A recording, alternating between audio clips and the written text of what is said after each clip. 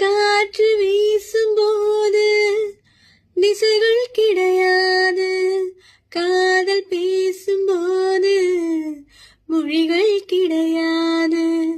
பேசும் வார்த்தை போல மௌனம் புரியாது, கண்கள் பேசும் பாஷை கடவுள் அறியாது.